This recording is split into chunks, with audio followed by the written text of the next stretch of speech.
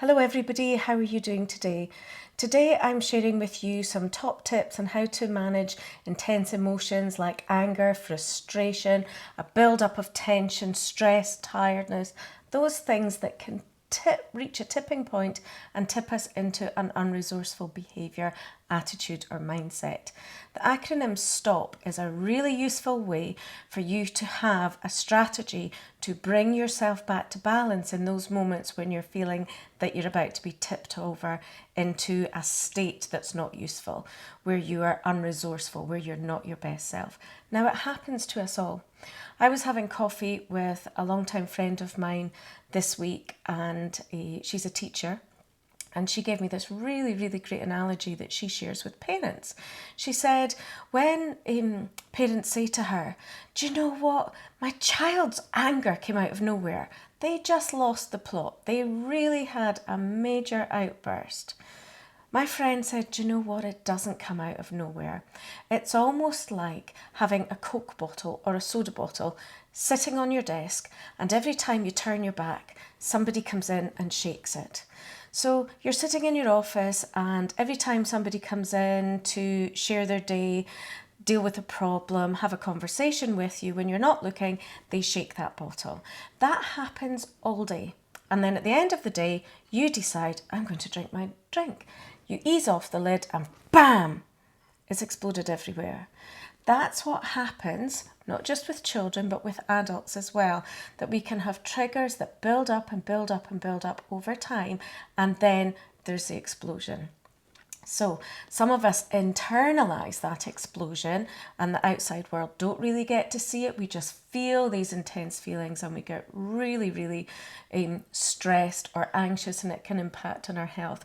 Other people, they do externalize these explosions, and they can come out as short-temperedness, a bit of anger, being rude, appearing to be thoughtless, unkind, or just not approachable in some way or other. So this acronym STOP is to help us get back to balance, either before the lid's been taken off the soda bottle or after. Just get you back to balance nice and quickly. So the key things are, for STOP, is two P's, S-T-O-P-P.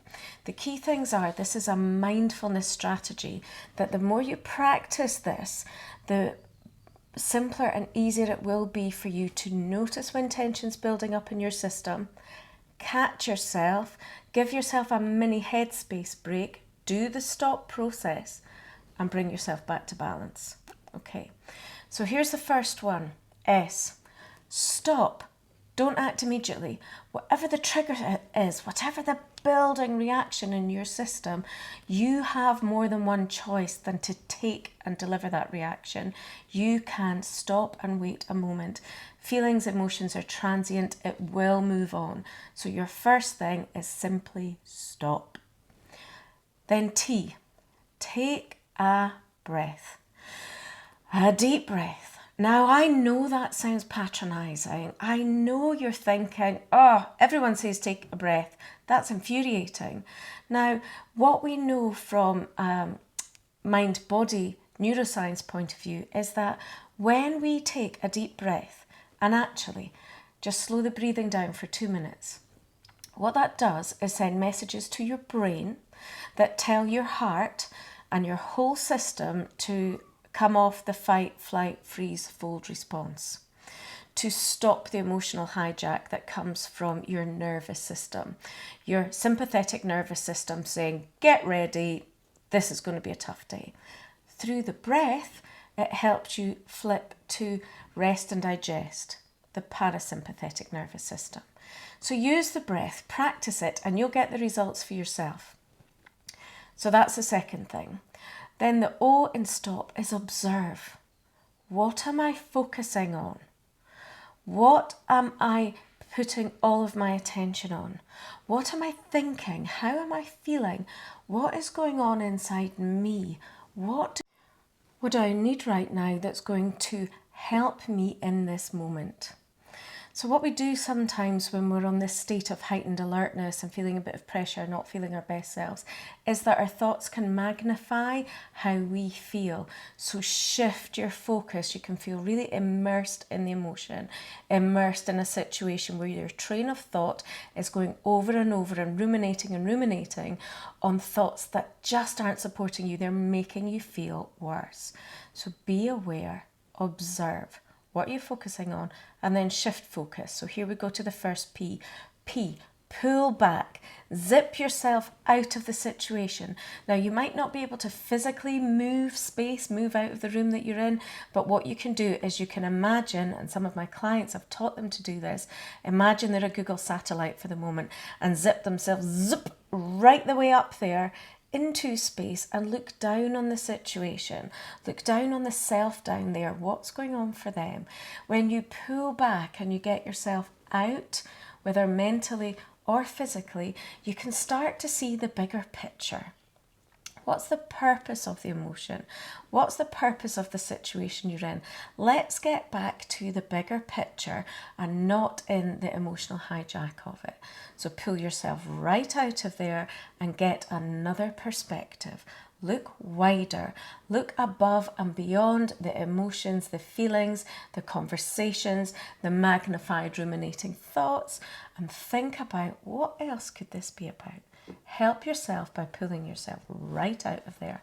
Get to that bigger picture. And another thing that would be good in those moments, ask yourself some good questions when you're in that pulled out place. What would a friend of mine say to me right now that would really help me? So who's your wisest friend that gives you the best advice, the best support, your go-to person? Imagine what they would say to you in that moment where you need their advice and support.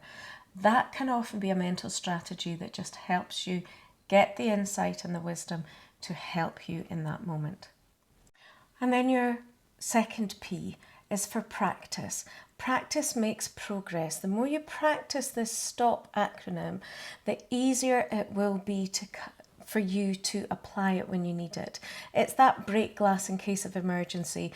Pull out all the stops, and this will help you have a mental strategy to get yourself back to balance, get yourself back to good decision making, getting yourself back to feeling good, and it'll give you a bit of breathing and headspace.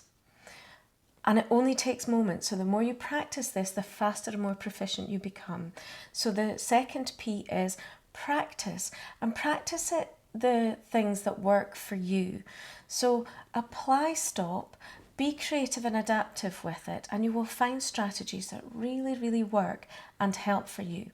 So good luck, practice STOP with 2 P's and reap the rewards, get the benefits, and let me know. Put some of your feedback in the comments box, and do share this vlog with anybody who you know really needs to watch it. Take care, bye for now.